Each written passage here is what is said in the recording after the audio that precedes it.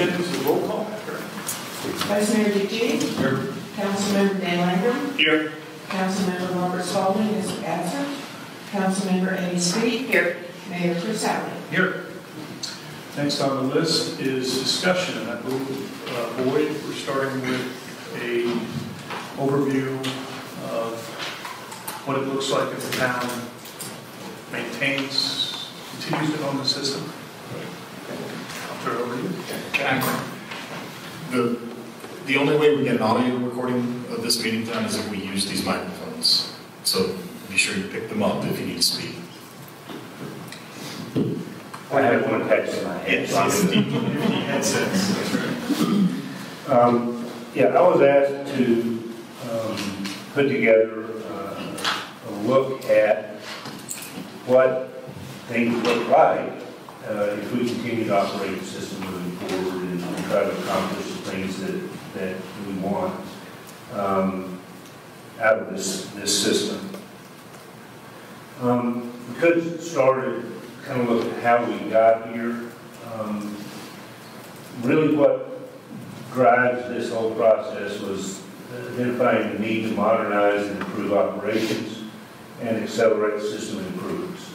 We just wanted to do a better job of what we did, and we see an aging system that we need to address those needs in a more proactive manner. So we began investigating options. One of the first things we did was talk to Walden Ridge Utility District, explore the possibility of partnering with them in some way, including an operations contract where they would operate our system and we would retain it. As we were investigating that, we were contacted by Tennessee American and asked them to meet, and they came up and we talked about the system, and they indicated that they might be interested in operating, but they would certainly be interested in providing a proposal to acquire the system. Are you going to, at some point, talk about how the whole thing started to begin with? Like why we decided to look at this and the origin of that? Well, that would be me. And that would be that top sentence there. Okay. And looking at what we did, how we did it, what our capabilities were, really felt like that we needed to pursue those improvements. Okay. To modernize, improve operations in general, and really be much more aggressive in our approach to maintaining and improving the system. And so that began when? That was a little over 3 years ago.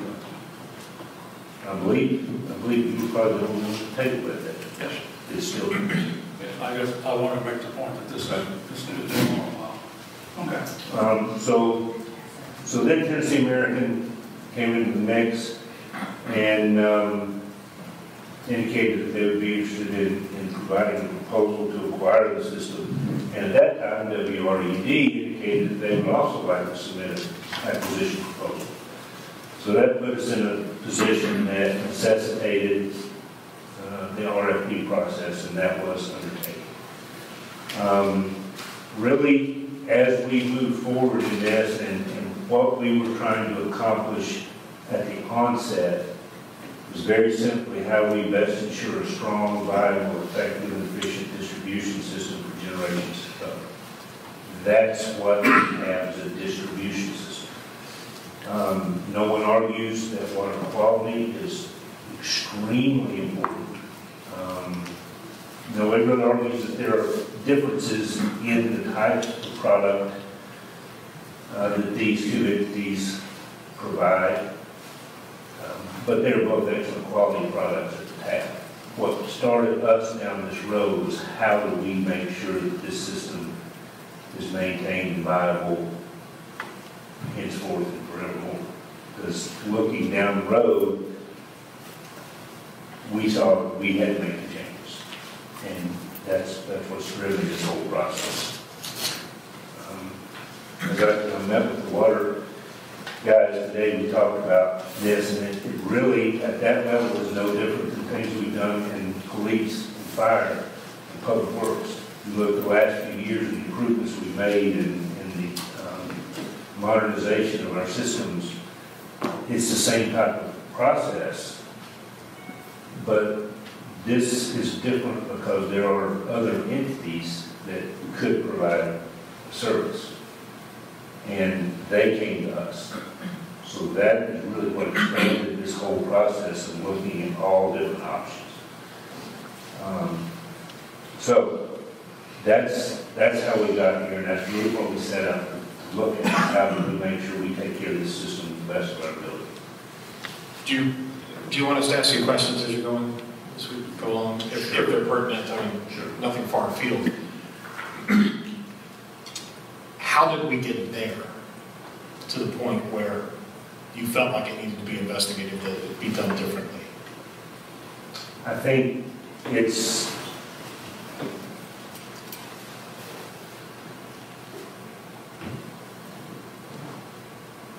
the reality of how we've done business over decades. Okay.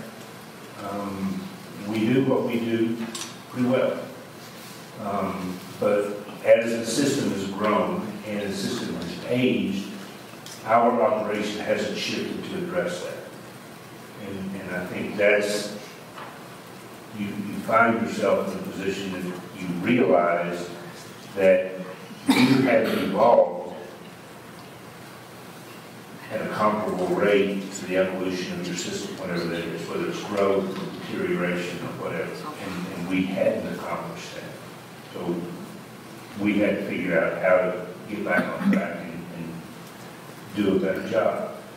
Doesn't necessarily mean the job we did was bad, but improving is what's necessary to make sure that we don't slip further behind. Sure. Yeah, and that's just it. Yeah, thank you.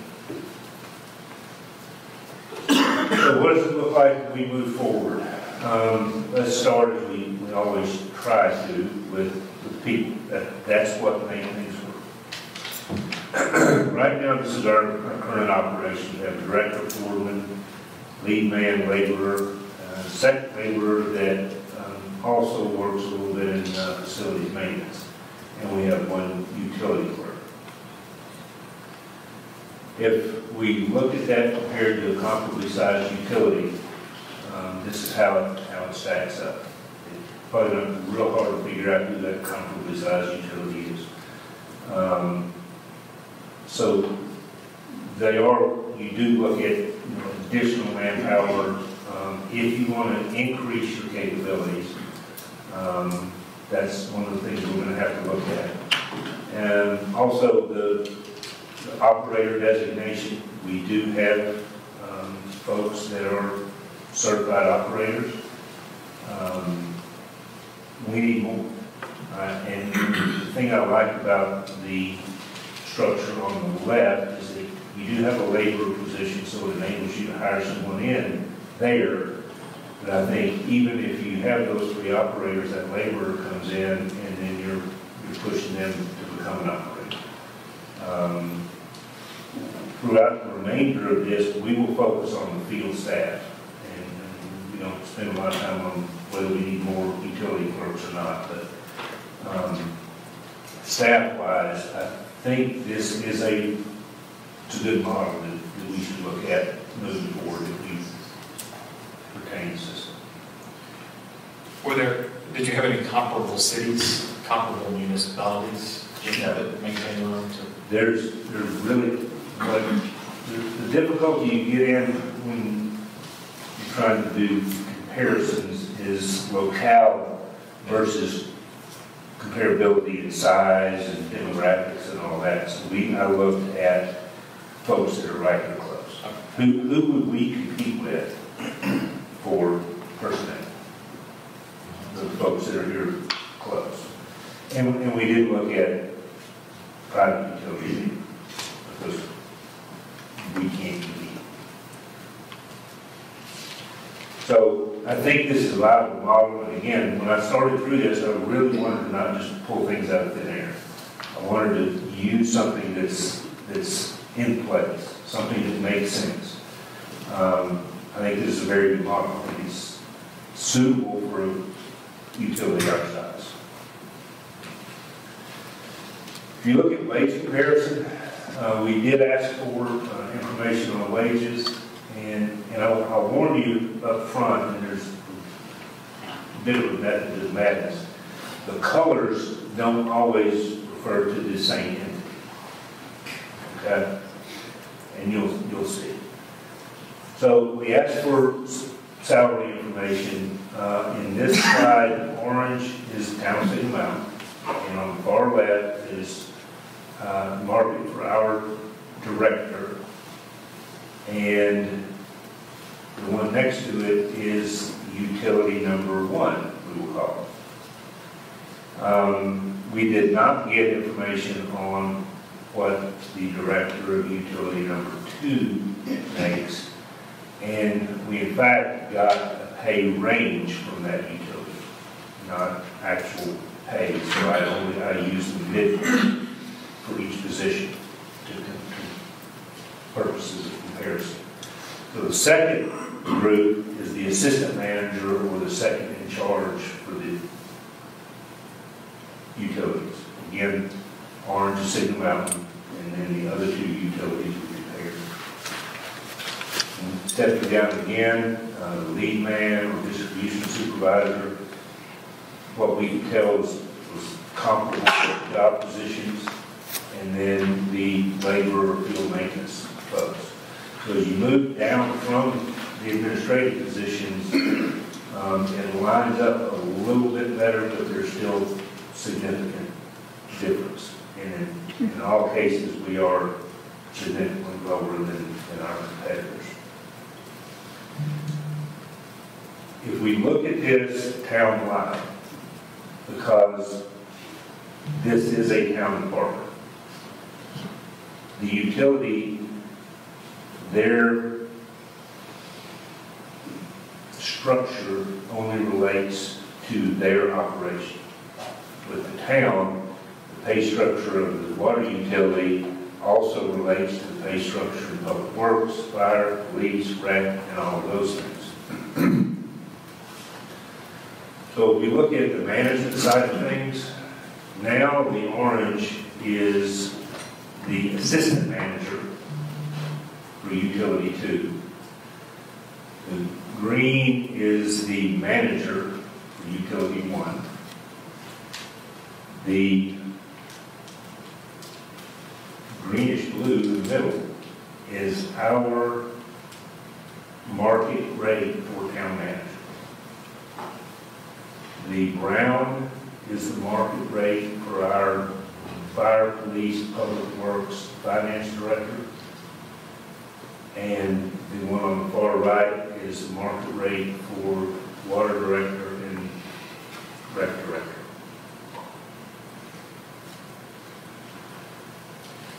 If we take that same approach for staff, the orange is now utilities 1. The green is utility 2. The one in the middle is our town water staff.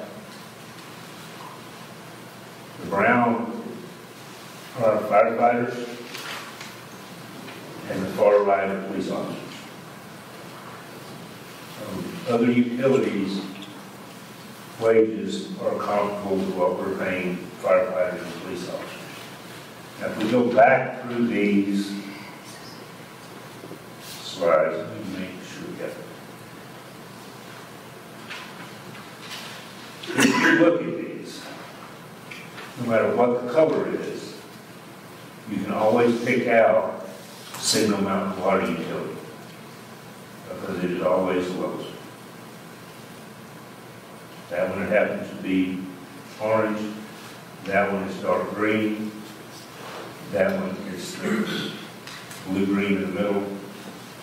That is always the case. So even if you didn't know what color it was, now that you've seen this, you know where they stack up on an ongoing basis. You're going to give us this slide presentation. Pardon? Will you give us the PowerPoint presentation? I'd like to see some of the percentages, as opposed to just the bars. Absolutely.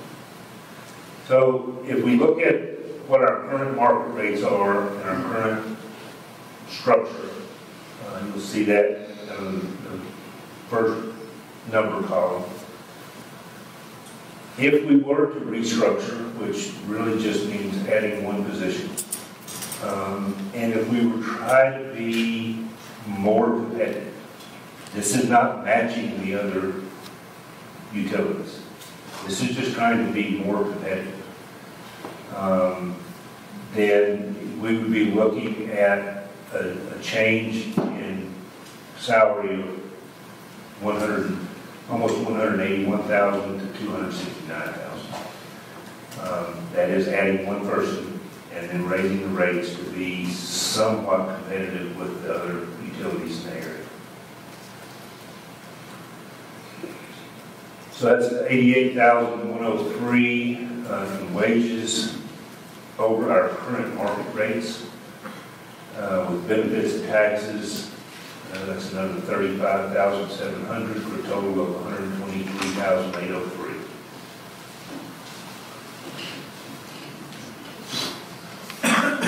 So then we look at the system. And at this point, we realize that there are all sorts of scenarios you can put together. And again, the last thing I wanted to do was come in and just have some notion or idea or what I think. So we look at what we know. Updating the SCADA system, automated meters, building software, and the things that we had been looking at and that both proposing entities indicate would be a priority for them, we would have an estimated cost of about $600,000. So that's kind of a given. That's in the mix, even with the other proposals. Beyond that, 2011 we had an Arcadis study, and they provided prioritization and recommended improvements for the system.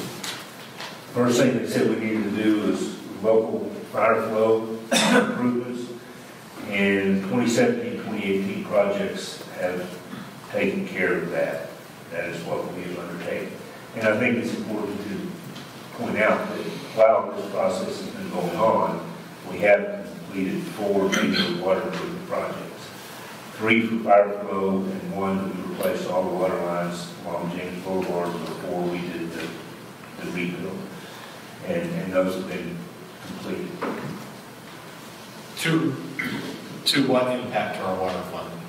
What percentage of water fund balance? Do you know how much it's? I don't know the percentage off the top of my head. We ended up at right under $900,000 cost for those projects. And we'll go into that when we're looking at it. So we've taken care of the fire flow issues. The next recommendation was to address areas that have chronic system breakages. Those are primarily Hidden Brook because of PVC and cast iron pipes, and Carriage Hill for the same reason. The recommendation is that areas experiencing chronic system breakages be replaced with ductile iron piping and with proper bedding and installation techniques. This is the same process that we undertook on these other projects, not for the same reason, but the lines were replaced with ductile iron pipes, additional valves, additional fire hydrants, all of the related processes. Are you going to talk about the potential cost for that? Arcadis provided a cost estimate in the report of $1,841,000 for Hidden Brook, and Carriage Hill would be $680,000. They used a construction cost of $100 per linear foot. Given the recent projects that we did, again, we had 4 projects. The one at Laurel and the highway I pulled out because we had a boring and bore all the way into the highway and all that. So it was a unique project. So I pulled that one out and just used the others that were very consistent with what we would be doing with these projects, especially when you combine the three. Because again, one may have more valves, one may have more connections, one may have more fire hydrants. But if you look at all three of them, average them out, it gives you a really good picture of the kind of project that we're talking about. Can you talk back one slide? So why the difference between the 100 and 148? They estimated in 2011 that would be the construction cost. Now, I can't tell you why or how, that's just what's in the report, is those costs, and they arrived at those costs because they used the construction cost of $100 per foot. We know, recent experience, that construction cost is more like $148 a foot, because that's what we just paid. Is it safe to say there may be economies of scale from the other companies? Or are you confident that they're going to pay that same amount? I don't know what you mean.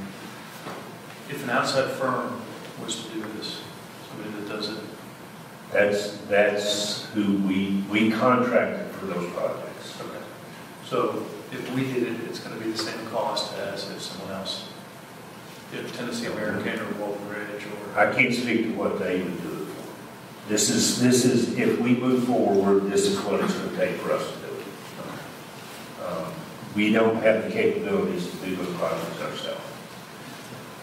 If we retain the system, I hope we would grow into that capability, but that would take quite some time. So if we are going to move forward with projects that need to be done, at least on the front end, we will be looking at contracting them like we do now. Is it a matter of, I guess the question I want to get to is, and if you're going to address this, I'll shut up immediately, the amount of equipment that we would need to own to do this. Do you address that? I'm really not addressing that, because that is really a step or two down the road. I would say that to be in a position to do regular ongoing construction and installation, you could easily expect to spend $300,000 or $400,000 on equipment. So if we were talking about the Hidden Brook project that was estimated at $1 a foot, it was like 1.8 million, you take that up by 50%.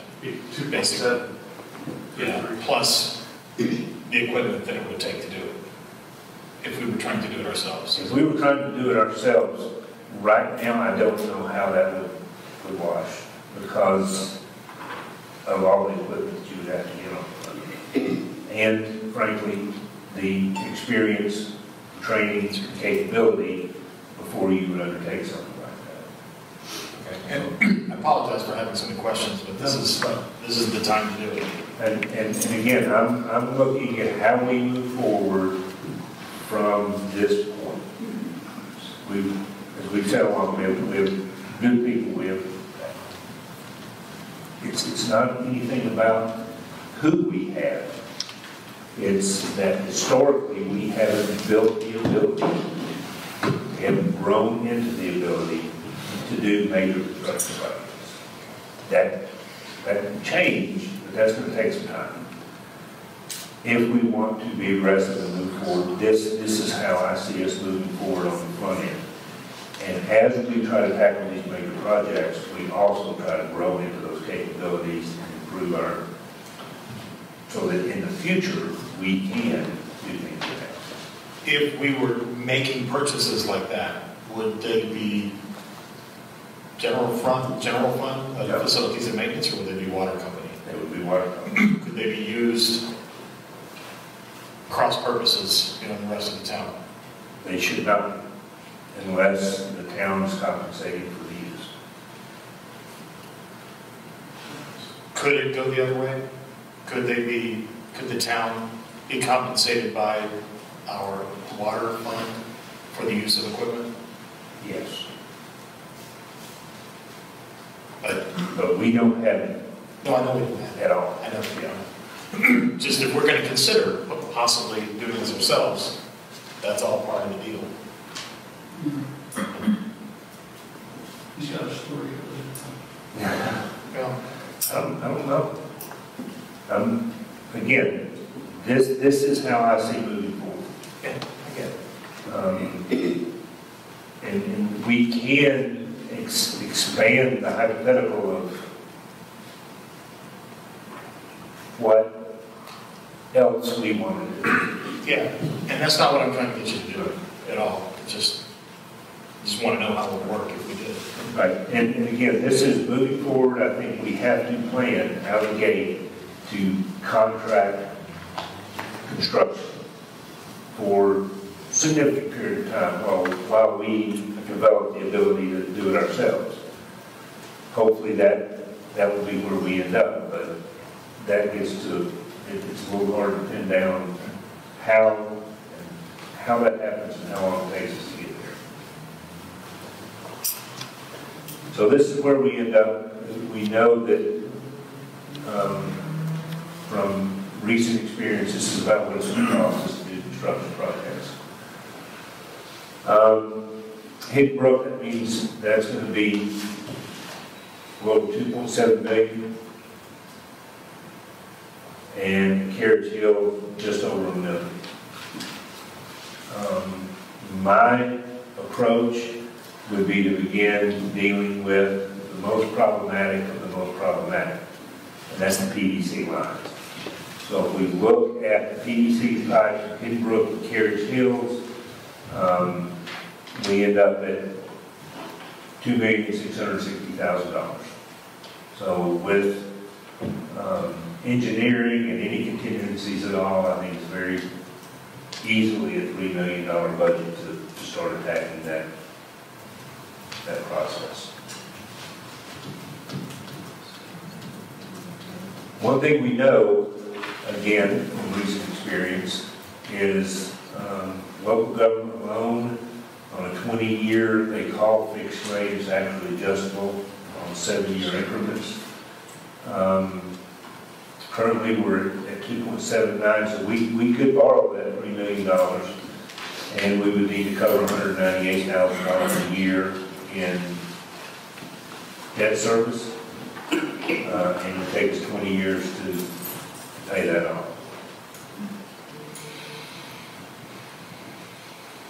So what does all that mean to ratepayers?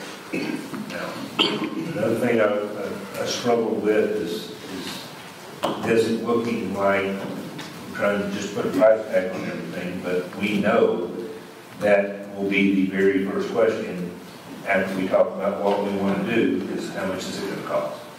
So I decided we might as well just get into the weeds and shake it out.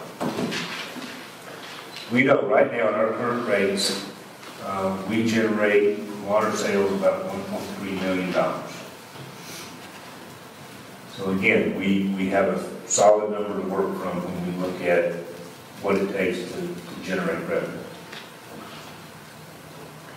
If you look at the meters, building modernization, all of that, SCADA system upgrades, we talked about $600,000.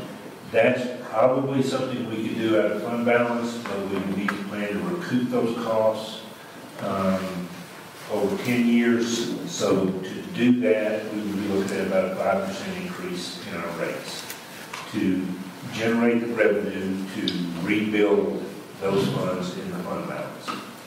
Make sure I understood. Talking about for the meter system or for the $3 million plus? No, just the meters. Just the meters. Just the meters, gate system, the building system, all of that stuff. The $600,000 associated with that. Kind of along the same lines of what the other entities talked about. So that is a small enough number. We could probably do that out of fund balance, but again, we would have to recoup those funds so that we'd be in a position to do other projects. No, when you say fund balance, you know what water department fund balance. Water. Okay. The 1.3 came up with, is That's that what he meant for all that. This is correct.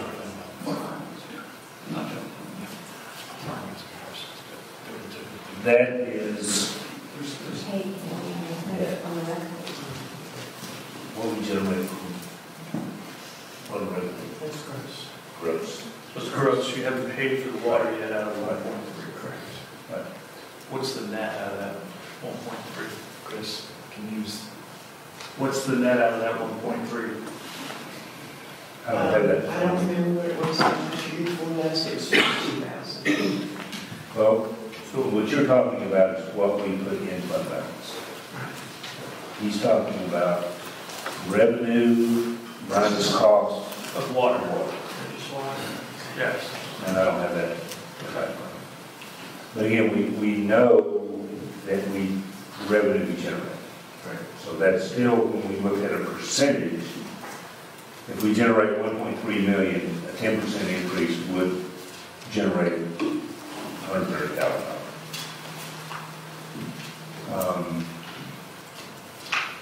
So then we look at the major project approach options. We could do the PVC replacement incrementally over 10 years to get it done. Not accounting for inflation, you'd be looking at about $300,000 per year. To cover that $300,000 per year, additional revenue, it would take about a 23% increase in our current rates. If we went with bond funding, again, it would require $198,000 per year to cover the debt service, and that would require a 15.25% increase.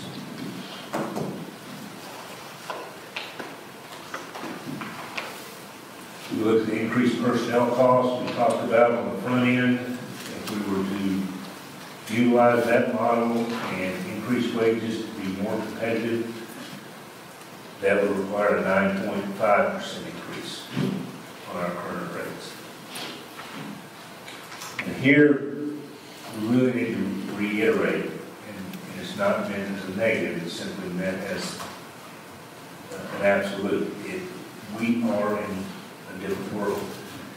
Utility deals with their pay scale relative to their operation. We have several other operations that are related to these pay scales. So if we make adjustments of this nature, it would mean we need to look at pay scales for other departments in the town. So that could be a significant increase, and that would be general fund as opposed to water fund impact. So if you look at all of that, the overall impact on rates could be 29.75 to 37.5% increase. I missed something. You said 5% for the $600,000 updating. Right. You said 5% for the $600,000 updating over 10 years. You said 23% for the $3 million. You said 15.25 for the $1 million, and then 9.5 for the wages. No. The 23% or the 15.25 are two variables depending on how we finance the PVC project. If we do it incrementally and we commit $300,000 a year, Okay. that would be 23%. If we finance it over 20 years, it would take 15.25. So that's how we get our range. But does it in today's dollars, in the 148, if you base it on the 148, which is your estimate, those two improvements ran 3.7 million, not 3 million. Right. All I'm looking at here is where we start. That's the PVC lines in Hidden Brook and the PVC lines in Carriage Hill. Okay, so It doesn't do, this is our starting point. it doesn't do the other. It doesn't do the cast iron lines in either one. I added that in. This is just where we set our goal. Our first goal was to get all these PVC lines replaced in these problem areas. It does drop off those cast iron lines, so that's good. That's what I added that in. So this is what we set as our priority, and it's a huge one. So this, I limited focus to that, accomplishing those projects. So that's how you get to the range, depending on how we do the financing on those projects. It'll be 29.75 or 37.5%. Now, I also looked at comparing what the other entities said they would invest in the system. Now, this is over and above, for us, over and above the meters and all of that. They may be including that, but... I asked that at the meetings, and I think that was... Okay. So, but at that, that's about 600,000. And again, we were looking really at taking that out of fund balance and recouping. So it would make a difference. But one committed to 1.25 over 5 years. And if we made that same commitment, that would be a 10.92% increase. The 2.6 million averages out. I think they were going to do a little more on the front end, but that averages out to 520,000. And that would require 40%. So if we just use what they're proposing as a model, not including the meters, we're still looking at 25.42% up to 54.5%. So the only reason I wanted to put that in there so that we had that comparison, in addition to us just saying, these are the things we think we need to do, and here's what it looks like it's going to cost. So either way, if we move forward, we are looking at significant increases in rates. That's not what this proposal is about, but we know that's a question that comes right after it. So there it is. I think moving forward, we've looked at what it is we need to accomplish, what it's going to take, and that's the picture. And that's really what I was asked to do, was show you guys what it looks like if we continue to operate the system.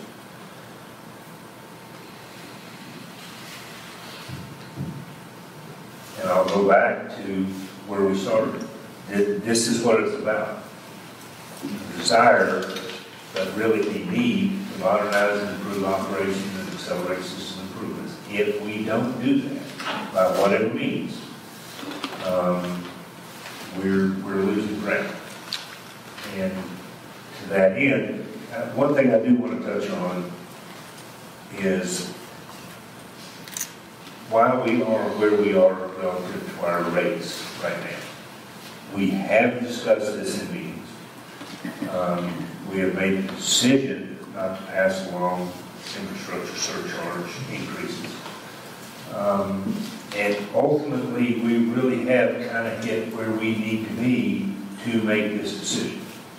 The year before last, we put 80-something thousand into fund balance.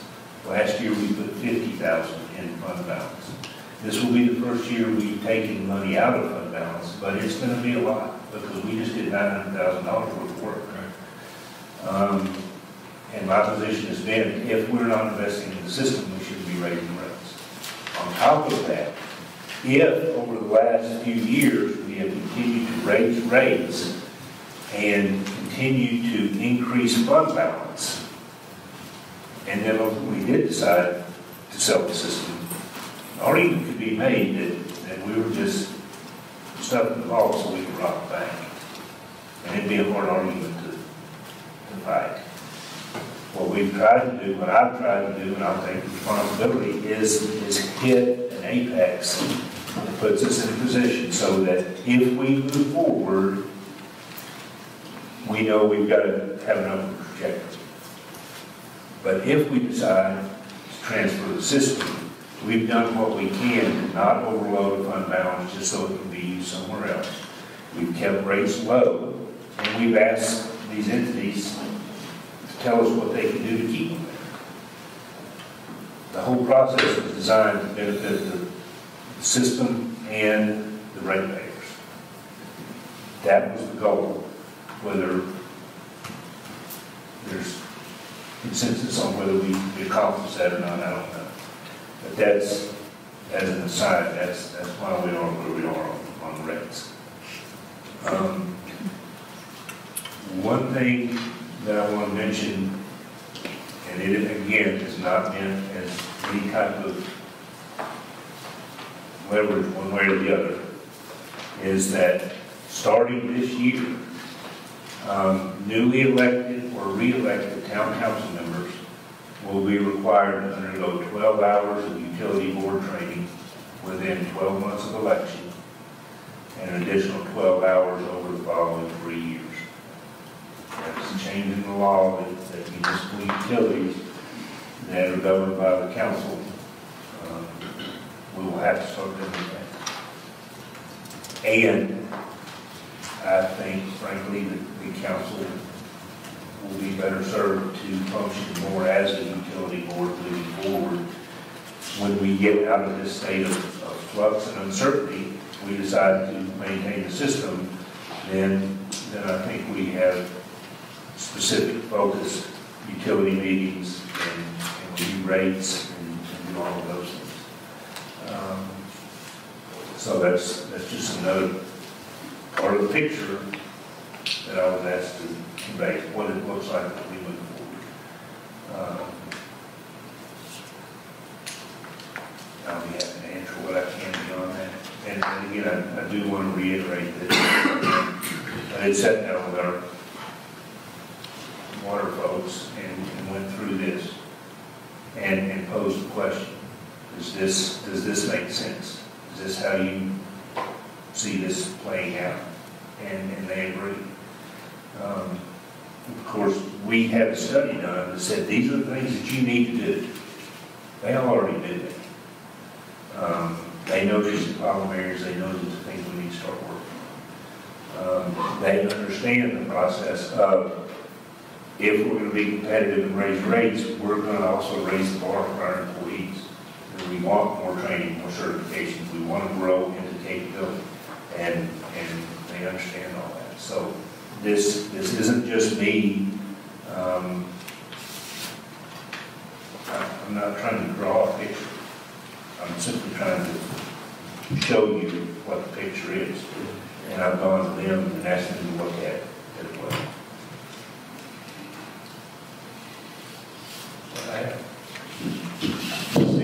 Is the fund balance that's in the budget for the water system, is that after we've spent the $900,000 this year?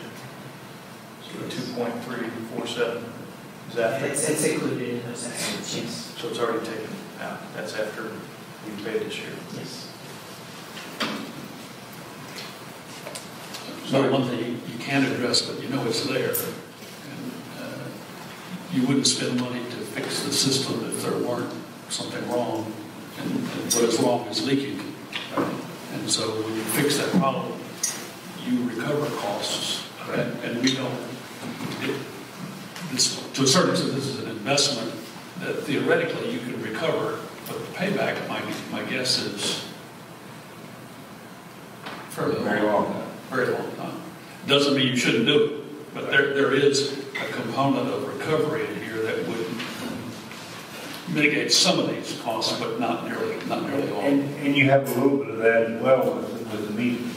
And with the new meters, they'll be more accurate. And with the automated systems and going to monthly billing, leaks will be detected much earlier. So there are a lot of benefits, and there are some savings associated with bringing those projects to fruition. You said you were going to talk about the office staff, but if we went to monthly billing, would we have to increase that resource also? I think we probably would. I think moving forward, I'm confident this is what we need to do with the guys in the field. I think we may very well in the office, but I'm not as confident there. Yeah, so but that's not here either. Right, that's not good. And then the other question, and I don't know how you plan to tackle this, but going on the discussion we had that when you previewed this for me, the impact of, if we were to do this, the impact on the pay scale throughout the town, and what that number could conceivably be. Or you want to talk about that, or you? Well, that's something, well, beyond saying that's something we'll have to look at. Yeah. I haven't gotten that deep yet. But, I mean, it is, you can pretty much, if you look at the percent increase in the water department, if we maintain the alignment that we have now, which I think is appropriate, then you can look at it could theoretically have the same percent increase across the board in our wages. It shouldn't be lost on the people in this room that utility number one or two, I don't know which one, pays their director more than we pay our town manager. So it really has it's going to have an impact on wages up and down the scale.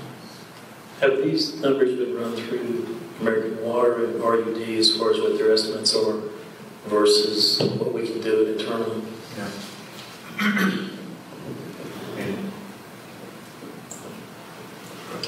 And I don't,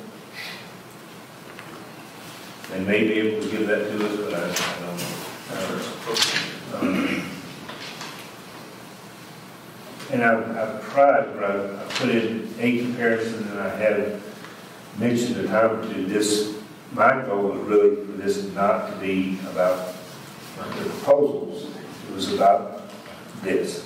If we keep this utility, how we move forward, and again, that approach is the same approach we've taken in police and fire and public works, and doing what we do better. So let's take a stab. I mean, we talked in percentages. You've got a range of percentages up there that range from 25 to 50. Yeah.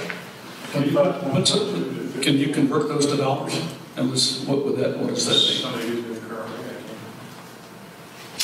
It's a little more difficult in that we have a base rate, a minimum, and then you have rates for gallonage over that. Yeah. So I wouldn't think it's so much about to the consumer. I mean, the percentage stagger all of us. But I was thinking about what the cost of the town would be in total. The impact of this in terms of The 20 a month is the minimum. Okay. So a 30% increase to that okay. is, again, it's $2.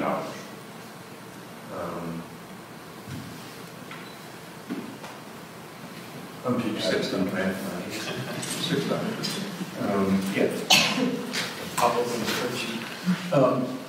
The other thing is, when you put this up there, you talked about what we recognize as current issues and we'd have to address. To me, that's not a conservative enough number because you have to build your reserves back up over that 10-year period too. And you're going to experience over a 10-year period. And so you're not foreseeing right now. So there's got to be some mechanism, and I guess this goes, maybe this is Phil's question, like our fund balance for the town, is there a requirement or percentage that we have to keep for the water system? Or recommended? You will be audited each year to determine whether you have adequate funds to maintain that system as you go on. If you don't, then you're going to start having something affect your bond rating each year based upon your ability to pay your bills in that system. Each water fund, as I understand it here, is separate from the rest of the town funds, but it's a component of the town's bond rating. But like, for example, in our general fund, we're required to have 3 months, or they recommend having 3 months.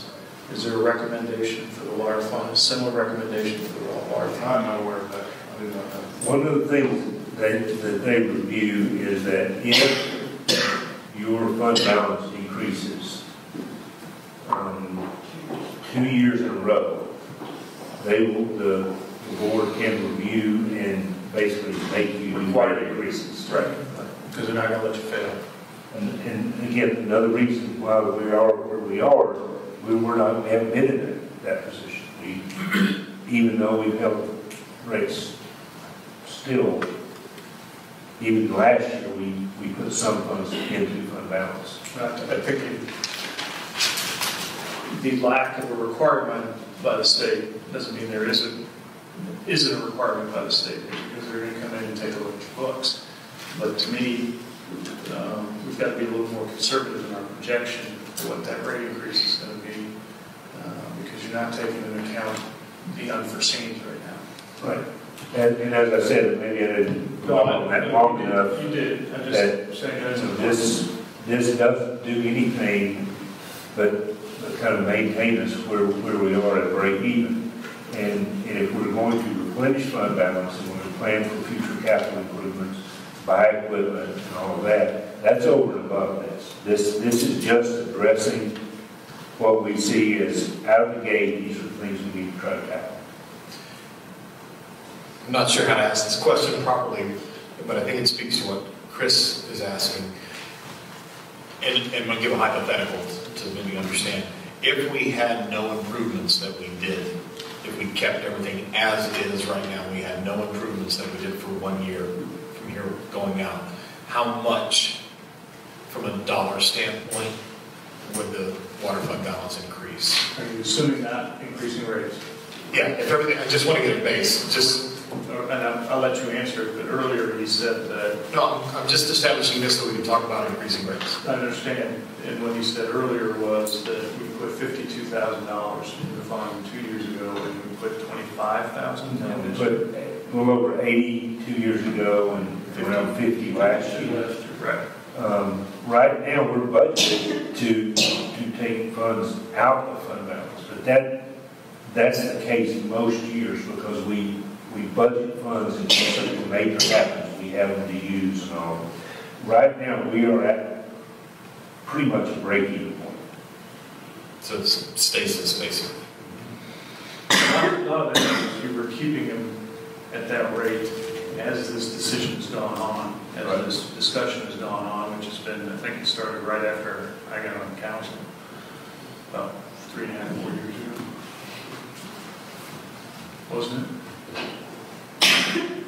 Probably just at the actual beginning of the conversation, Might have been prior to that, right before we came on. That was there. I remember that. Neither proposal talks about this specific group of projects or that total. So we don't know what a proposal from either of the proposal makers, how that would compare to what we've estimated doing. We just know the amount they have indicated they committed capital improvement. Yeah, that doesn't speak specifically to this particular. It doesn't, but that information was shared with them during the process. Yeah, maybe The Arcadis study. I'm not saying they didn't give us it. I'm just saying we don't compare. Yeah, we can't compare apples to apples, but they worked up the same information we're working off here. But I mean, I don't see why we couldn't go back to and ask for an estimate on these two projects so that we could compare them. I think the answer would be sufficient.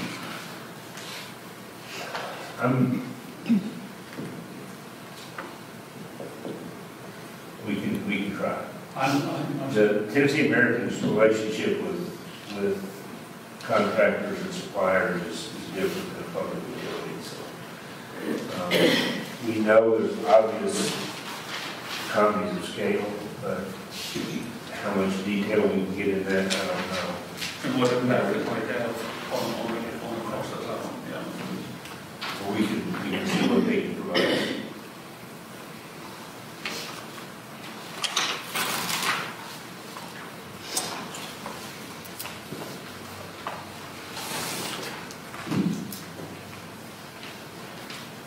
So to conclude, go ahead. Are we at the point where we're drawing conclusions? I'm at the point I think I have tried to convey the information I was asked to provide, and You have this. you drive it from here. Proposal, a terrific presentation. It's a lot to take in. And I'm trying to come with a number that has a million times of some kind of impact, because it is. $3 or $4 million, it seems like to me. Once you consider just the operational, the projects, the impact on this, or the potential impact on the staff salary adjustments, which are, I think, huge. You're talking about a multi-million-dollar investment to get our water department up to the level we feel is one we would be proud of. And basically would have more capability than all the trees currently has. That's the part that frustrates me. It's harder to put a value on the fact that you still own it, though. Once you've sold this, you've sold it forever, and still owning it. I think that has some weight and should be weighted. It's also, in looking at the two proposals, and I'm not mentioning this to talk about those proposals, but about this, their situation where water rates are frozen for 5 years that messes up the way you look at this, because we immediately have to start paying for it. And I mean, pay me now, you pay me later kind of thing that needs to be weighed as well in this. And that's frankly one of the most frustrating parts about this process and having this discussion, where we're having it in the process, because all we have on the table now are proposals. And we've asked, I think you asked Walden about if the operations proposal was negotiable, and they said yes. Everything in these proposals are still negotiable. And this doesn't necessarily help our negotiating position, but they're still going to be a competitive relationship. I don't know, I wanted to see what that looked like. Could they actually do this and hold rates? Because frankly, going in, I knew we could. Is that where we end up? I don't know. We have the ability to discuss that. I'm not sure that where we end up. What is that? That locked-in rate for 5 years is actually the best scenario. I don't know. We haven't had the opportunity to discuss it. I'm sure we could discuss with both. Would you like to raise our rates immediately? We're getting yes. Yeah. But there are other scenarios other than just, would you like to go ahead and raise the rates? Right. Is there a cap? And it's Can we be kept in line with another rate and not go above that? There are a lot of things to look at. We haven't had that opportunity, so this is right. difficult timing. So for the purpose of this meeting and trying to figure out what we're doing, everything I'm about to ask you now is about that. If I refer to them, it's coming back to us. And what we've learned in listening to the meetings. I know that WRUD uses a different product rather than the cast iron pipe, which is a lower price. Ductile iron. Arcadia recommended cast iron. Is that because we asked? Didn't it? So They recommend replacing PVC and cast iron with ductile iron. okay. WRUD uses a different product than ductile iron, is what I should have said. Does Arcadia ever recommend using the lower cost product? I don't know. In these type of projects, our preference has been, and I think will continue to be, ductile iron. I'd like to know more about that, because I'm not an engineer. I'm not either. Yeah. There are lower cost options, but overall, we think that's likely the better scenario. But I'm not one to argue that.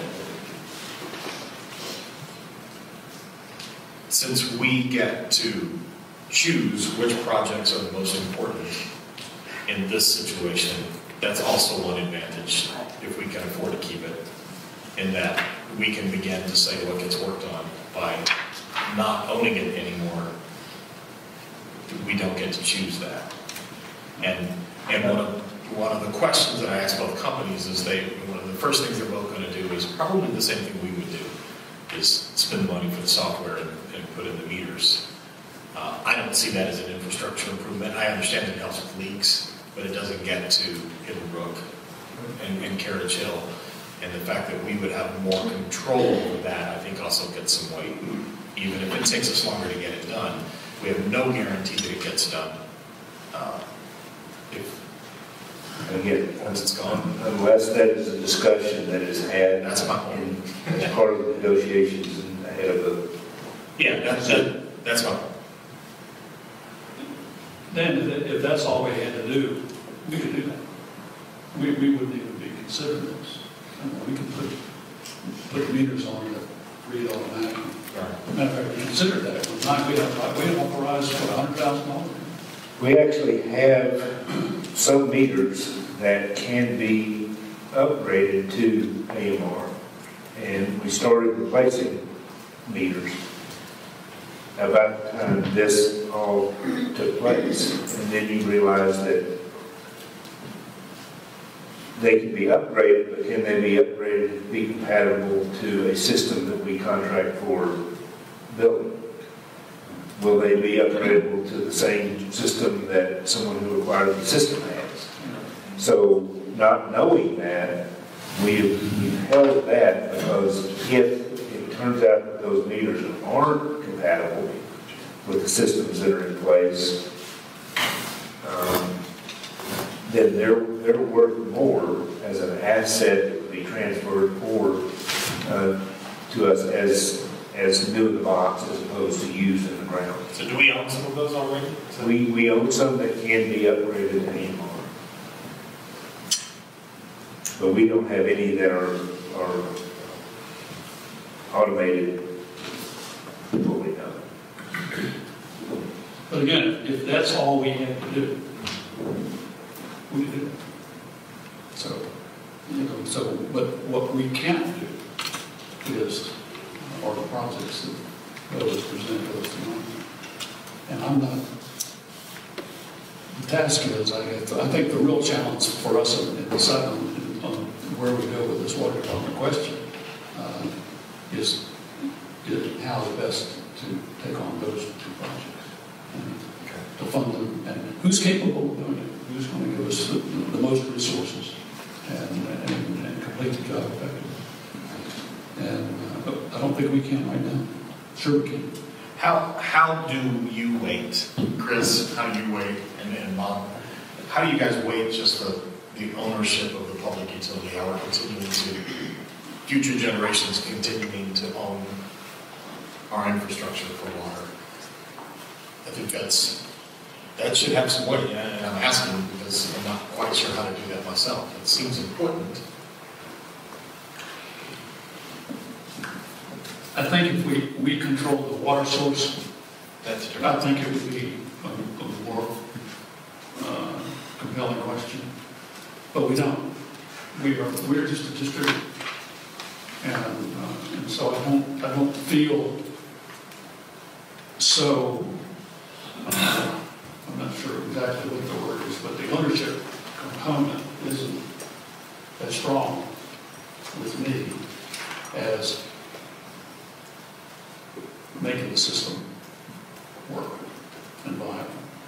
And to me, that's what we have to leave. We should leave as a legacy. The last piece of this puzzle, that we've been working very, very hard to get all the systems in the town upgraded and current. This is the last piece. Maybe not the last piece. MAC isn't the last Sewer piece. Well, that's not our job, right?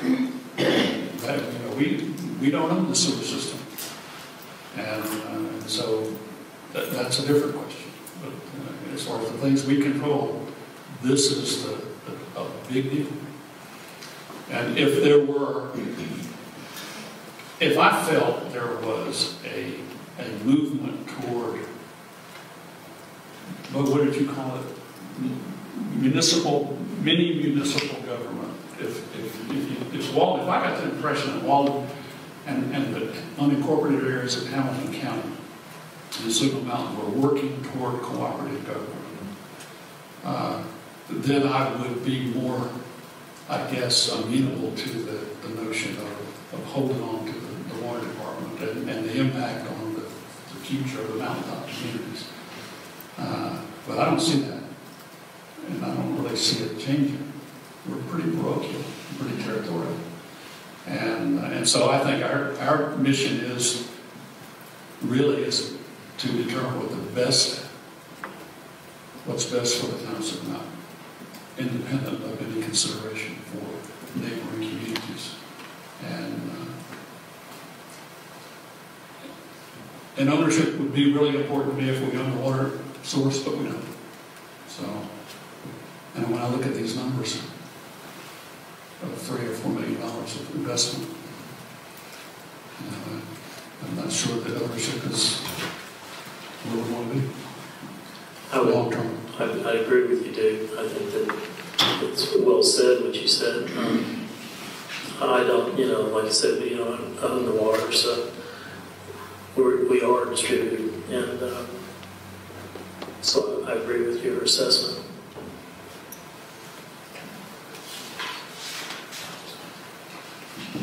So where do we go now?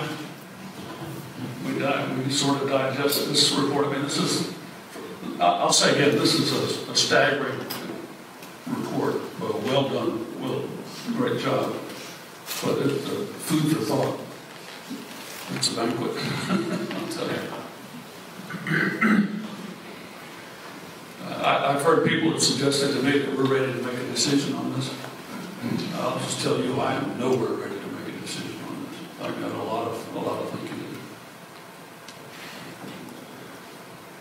Yeah, now's maybe not the place, but you've been involved with the WWTA meetings. Yes, I am. You're our liaison. You're our sewer guy. I'm the sewer man. Sewer guy.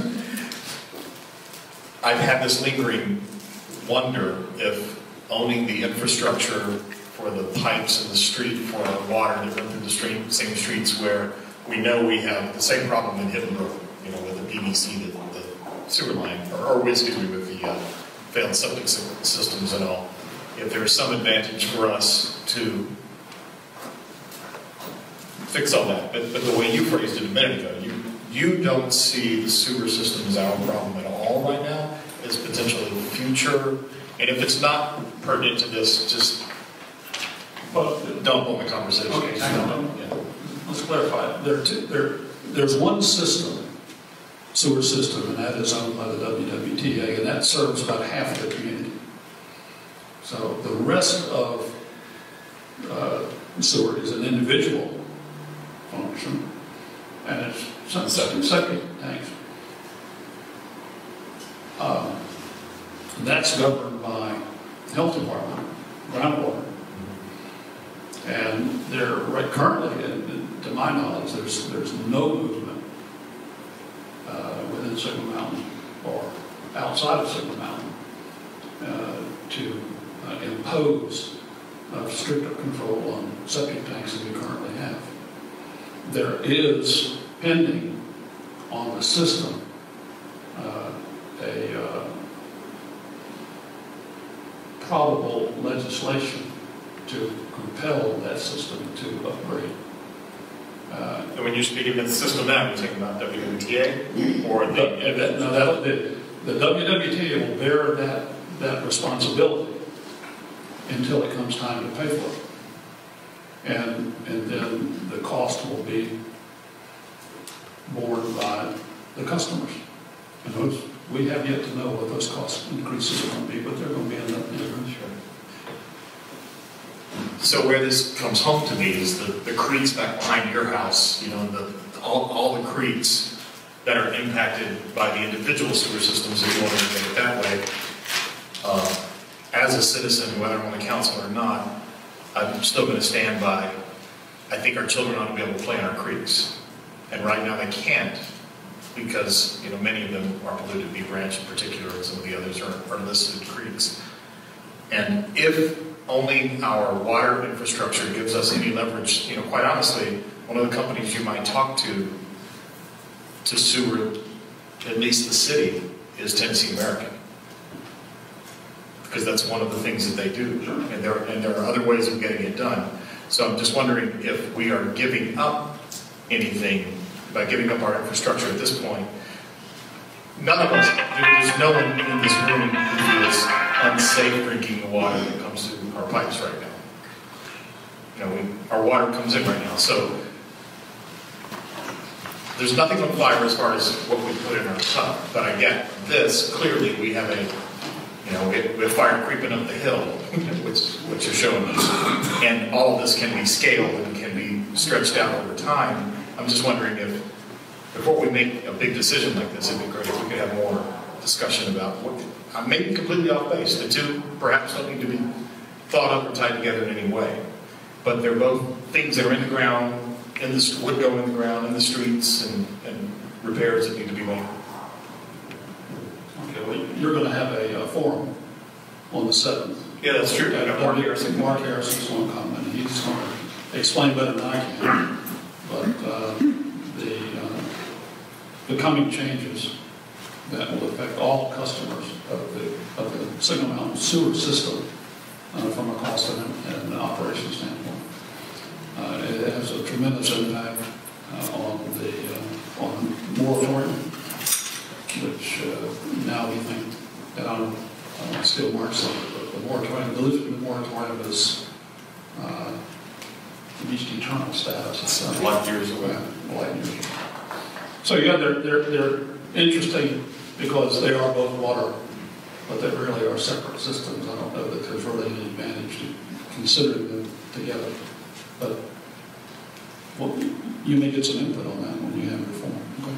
Yeah, and that's probably the last thing I have to ask, but anybody who's interested, it's next Monday night at the cafeteria, in that cafeteria, 7 o'clock, and the discussion will be sewer systems. And you want to, it's going to be very, very good stuff.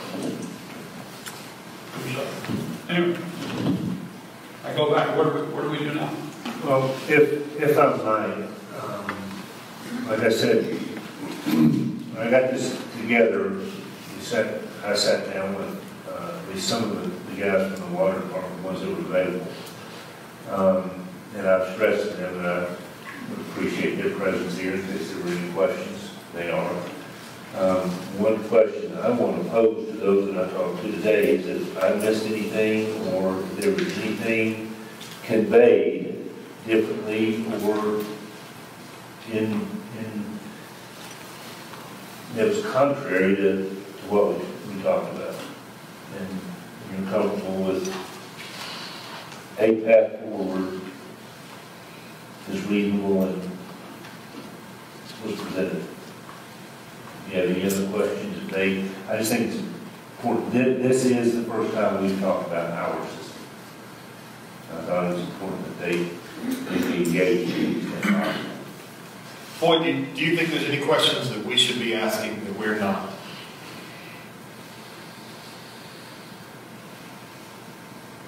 No, not at this point. I mean,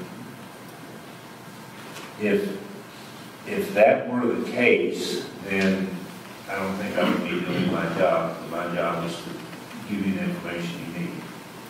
If I knew that there was information or a question that needed to be asked, I would try to make sure that that was something that they got to. So I kind of ask myself that question continuously. Right now, I can't think of it. The town, Can you get William the mic? Hold it real close. yeah, the town over the last couple decades has been improving the water system. It's quite a few streets, if it is about, it does have a duct line pipe. One thing good about duct line, it's a steel cast on combination. You can't, don't crack easy, and you can't locate it. And that's another good advantage to it. It's also concrete lined. You know, it can't corrode up like cast on can. So that's another good thing about cast on. I mean, duct line pipe and everything. But I mean, I've got a map of where the duct line is in the system right now, and versus PVC and cast on. So on it and everything. So when you make a repair, I put in duct you put in line. duct line as Yeah, a general rule. in some places like Windy Way and also Douglas Lane, we've added ductile to ductile. where we've had, 21-foot splits and PVC pipe. So, I mean, it's getting better. We're not having as many leaks as we've been having in Henwood. And 3 problem streets that we're having now. And that's Windy Way, Dutton Road, and also Sunny and Middle Creek. And a little bit Northern Way. So we're happy. Little by We're little. not solving it, but we're happy. If we keep going little by little, Yeah, we'll all be dumped on. Yeah, after a while. They have 5 times, but Thanks, William. That was some of the most important information of the evening. and I do install control valves when I get a chance to help.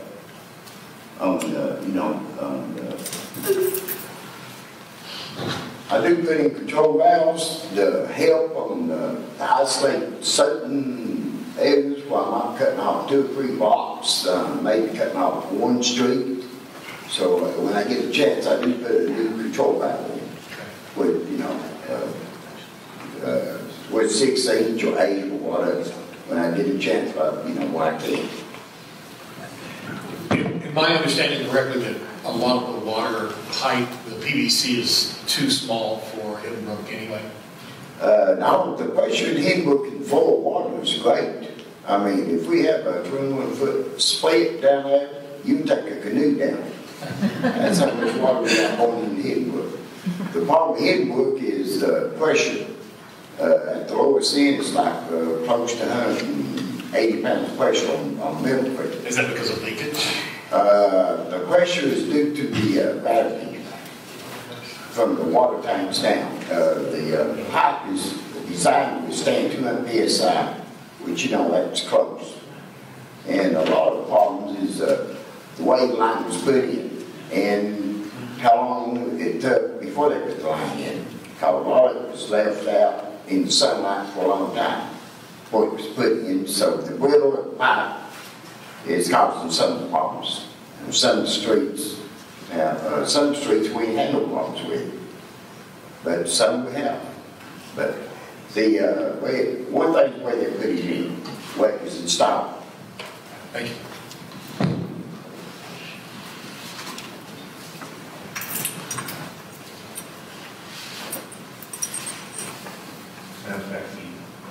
Back to me, not back to y'all. Back to y'all.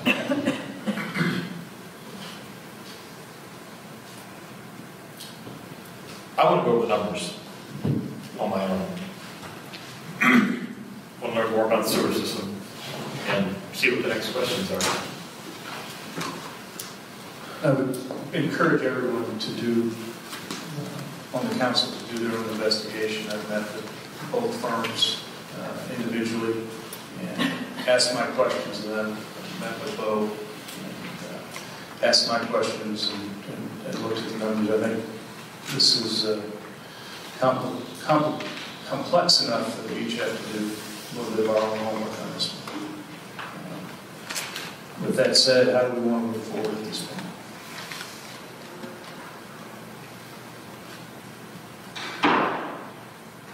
I'm not sure I got an answer to that.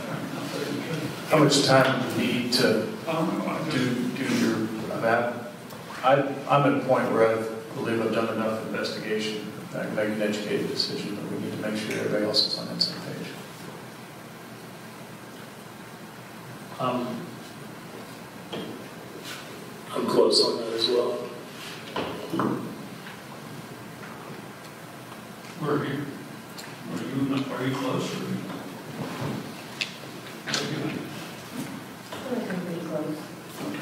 I still have some questions, a little bit more I want to learn. I think that I'd like to see us get through our budget. Certainly get through our budget before we go farther. And since we're going to, hopefully have another budget meeting next soon, perhaps we could discuss going forward, maybe that. How long do you think it'll take you to get up to speed on? I can't answer that.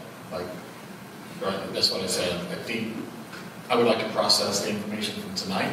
I'd like to have a meeting next week to learn what we can with Mark Harrison. Yeah. So I'm not going to be able to answer that right now to your satisfaction. I know I won't be ready by the next meeting, and then I'll miss the June meeting.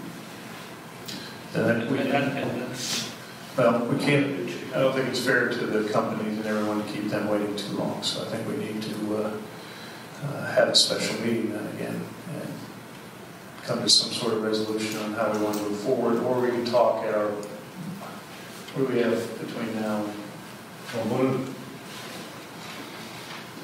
Well, one of the things that I had a chance to talk to a couple about trying to schedule something later this week or first next week. We had a budget meeting, but it kind of evaporated as opposed to ended when folks had to leave and also if there's any way we can get together end of this week or the first of next to kind of finish up budget discussions, and that would give us an opportunity to further discuss how we move forward on this. I would want to point out that one part of the process that hasn't played out is public comment and question for council and staff.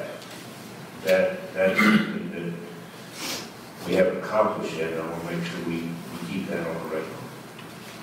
Yeah. I guess the discussion I'm wanting to have, I think, is for you to say, or Bob, or any one of you say, here's what I believe, and then see what somebody else says, you know, and then I'll jump in there and say what I believe, and see if we can reach any consensus, reasonable consensus at all by debate against what each of us thinks is the right thing to do. And that could be a really fun meeting, or maybe not. And I think that's what we got to get to. That's fine. I think we got to get everybody up to speed. It doesn't make a lot of sense to have a debate if there's people who are still running on brain numbers. Well, speed is relative. I've attended every meeting, and every meeting I've That's not where I'm going. Let me finish my sentence. I've attended every meeting, and every meeting I've attended, I've come away with more questions, and it's helped. That's all that I was going to say. I've learned from your questions, Chris. I've learned from Bob's questions and from Dick's and Amy's at the meetings. And I expect after this, it's one of the reasons it's great to have public, that there are people in the audience that thought of things that we didn't think about because we're focused on one thing right now. And again, as monumental as it is, I feel no compulsion at all to hurry this along to be nice to the companies that have bid. I think we have to just take our time to make the decision with the amount of time that it takes to make. There's generally a time frame put on offers. Is there one in this RFP? There was a tentative schedule associated with it, but it was made very clear from the very beginning that was the only thing it was tentative. So it wasn't pending 90 days from the time to submit or anything? Anything legally that holds us to that? I'll just put it in the request for proposals here. No. Dick, can you elaborate again? When would you like to have the public component that you mentioned? Well, I was sitting there thinking, we have an agenda meeting scheduled for May something. That's one day.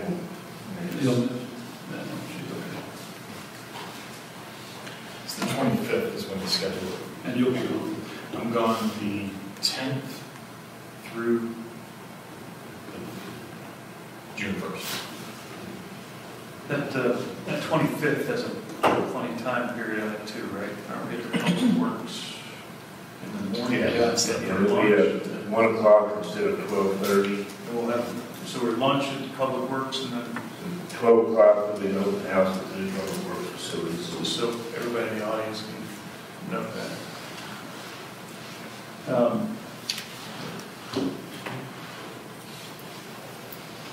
What other meetings do we have before our regular meeting? Any?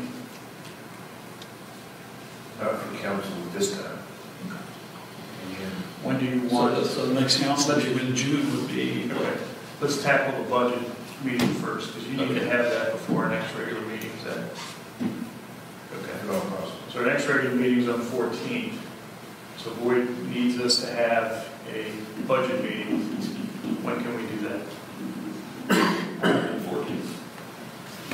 Correct. I would ask that it be scheduled for the evening, please. Evening? And could it be Friday or Tuesday? This coming Friday or the following Tuesday? I will be out of town this Friday. That's Friday the 4th? Yeah, I can, I could do it late this thing Friday, but Friday's bad. Tuesday. Tuesday's good for me. Okay. What time can you be? What time can you be? 7? Is that too late for you? well, tell me the day Be Tuesday the 8th. Yeah, I'll do it there. okay, let's go That's 7 a o'clock. budget meeting. Yeah. Tuesday, May 8th at 7 o'clock. 7 o'clock. And we'll go as long as needed. Which it shouldn't be too bad. I think we're pretty close, right? Yeah. And then at that meeting, we will have had a week to digest some of this, and we'll just see where we stand, and we'll make some sort of determination how we go forward with the water at that time. We decided we have to put it off longer.